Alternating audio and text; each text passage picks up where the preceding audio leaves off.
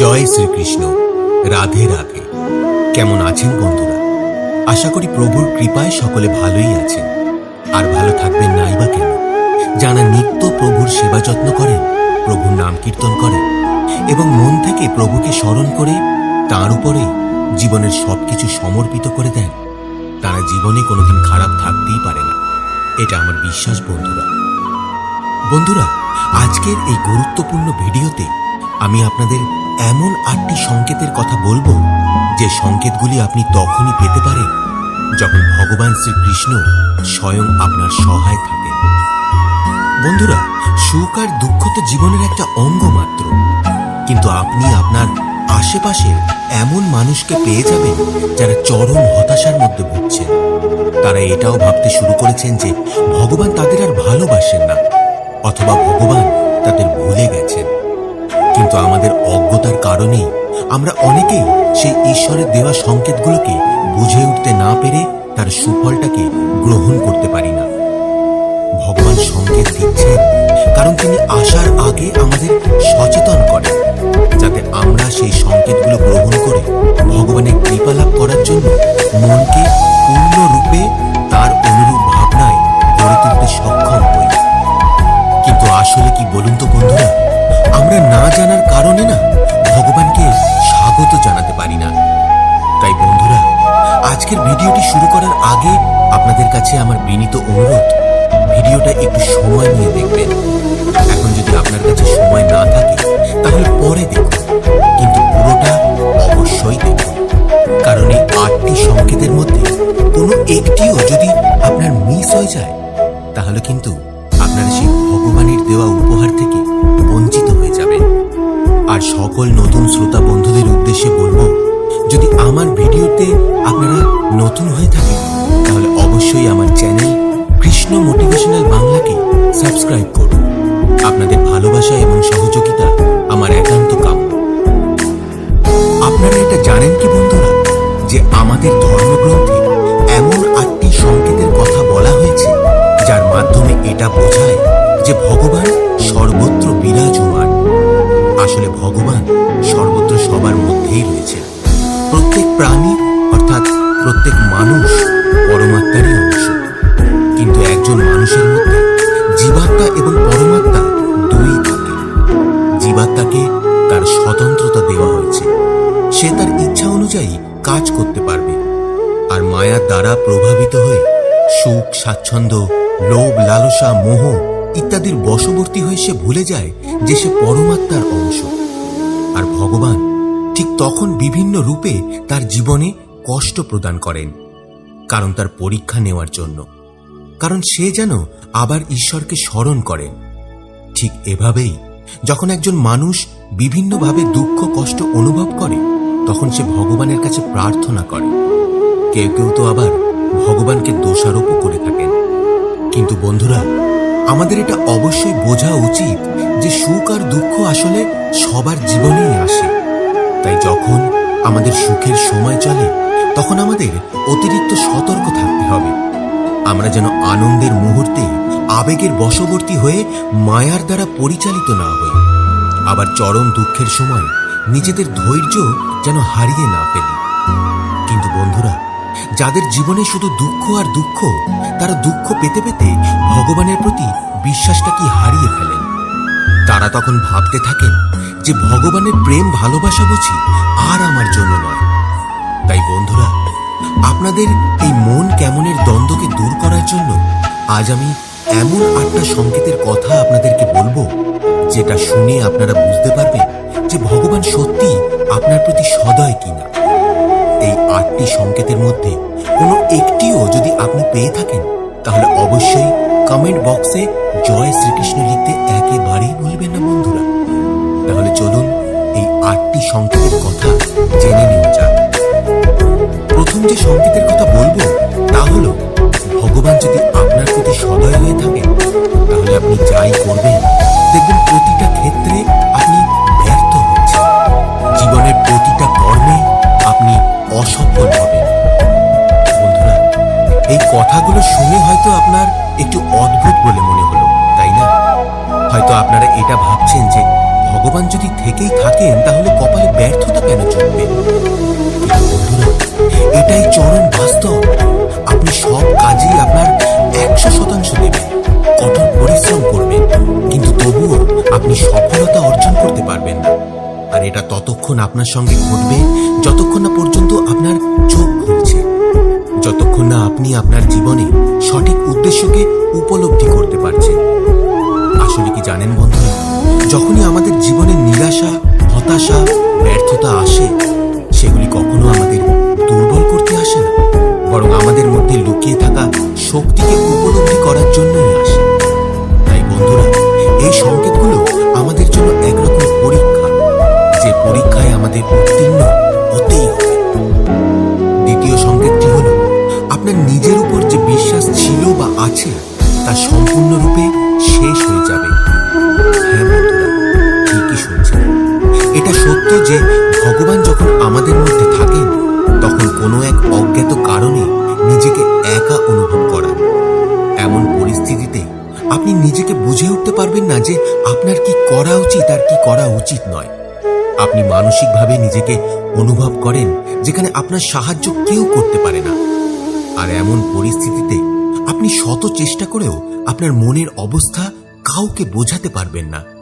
আপনি যাকে আপনার পরিস্থিতির কথা বলবেন সে অত্যন্ত নগণ্য হিসেবে সেই পরিস্থিতিকে দেখবে বন্ধুরা। তৃতীয় সংকেতটি হল, আপনার মনে হবে যে আপনার জীবনের দুঃখ একেবারে চরম সীমায় পৌঁছে গেছে। আপনার মনে হবে যে এর থেকে খারাপ আমার জীবনে বোধহয় আর কিছুই হতে পারে না। আপনি তখন পৃথিবীর সর্বোচ্চ সীমাকে উপলব্ধি করতে সক্ষম হবেন। উদাহরণ হিসেবে বলতে পারি, আপনি তো নিশ্চয়ই মহান সাধকের জীবনের কথা শুনেছেন। তাদের জীবনে বৈরাগ্য থাকলেও আমরা নিজেদের জীবনকে নিজেরাই বড় থেকে বড় দুঃখের কারাগারে আবদ্ধ করে থাকি। জীবন আর ভৌতিক সুখের বন্ধনকে উপেক্ষা করে সাধকের মনে ভগবানকে জানার ইচ্ছা জন্মায়, আর অবশেষে তারা ঈশ্বরের দর্শনও পেয়ে থাকেন। আসলে কি জানেন বন্ধুরা, দুঃখের বেদনায় ভেঙে পড়া মানুষের কাছে এটা একটা সাধারণ ব্যাপার, কিন্তু এই দুঃখ বেদনায় মানুষের মনে ভগবানের প্রতি প্রেমকে আরো বিকশিত করে। আর এর থেকে মানুষ সেই সত্যের সাথে অবগত হয়ে যায় যে সংসারে শুধুমাত্র দুঃখ আর সুখই থাকে না, এছাড়াও এমন কিছু জিনিস আছে যা এই সমগ্র সংসারের বিরুদ্ধে, আর সেটাই হলো স্বয়ং ভগবান। আসলে ভগবান প্রথমে আমাদের হারতে শেখান, কারণ জীবনে যদি না হারেন তাহলে আপনি জেতার অর্থটাকেই উপলব্ধি করতে পারবেন না। তাই বারবার যদি জীবনে আপনি হেরে যান তাহলে এটা একটা সংকেত যে ভগবান আপনাকে আরো এগিয়ে নিয়ে যেতে চান। চতুর্থ সংকেতটি আপনি সেই সময় পাবেন যখন আপনার জীবন থেকে সকল রকমের আশা প্রত্যাশা একেবারে ভেঙে যাবে, কিন্তু তা সত্ত্বেও আপনার মধ্যে নতুন একটা সম্ভাবনা সৃষ্টি হবে যা আপনাকে সকল রকম বাধা অতিক্রম করতে মানসিকভাবে প্রস্তুত করবে, যা আপনার ভুলগুলোকে দূর করবে আর আপনার অভাবগুলোকে পূর্ণ করবে। তার ফলস্বরূপ আপনি আপনার জীবনের সমস্ত রকম অসফলতার কারণগুলোকে খুঁজতে সক্ষম হবেন, নিজেকে প্রশ্ন করা শুরু করবেন তখন। আর বন্ধু, এটাই হলো সেই সময় যখন আপনি আপনার অন্তরাত্মার সঙ্গে যোগাযোগ সৃষ্টি করবেন, আর সেখান থেকেও আপনি আপনার নিজের জীবনে একটা পরিবর্তন আনবেন। ভগবান যখন কারোর সঙ্গে থাকেন তখন তার চরিত্রে একটা পরিবর্তন লক্ষ্য করা যায়, আর সেটা অন্য সব কিছুর থেকে আলাদা। যখন থেকে আপনি নিজেকে জানতে শুরু করবেন না, তখন থেকে শুরু হবে নিজেকে বদলানোর এবং তৈরি করার প্রক্রিয়া। লক্ষ্য করবেন বন্ধুরা, আপনি আগের থেকে অনেক বেশি শান্ত এবং স্থির হয়ে যাবেন।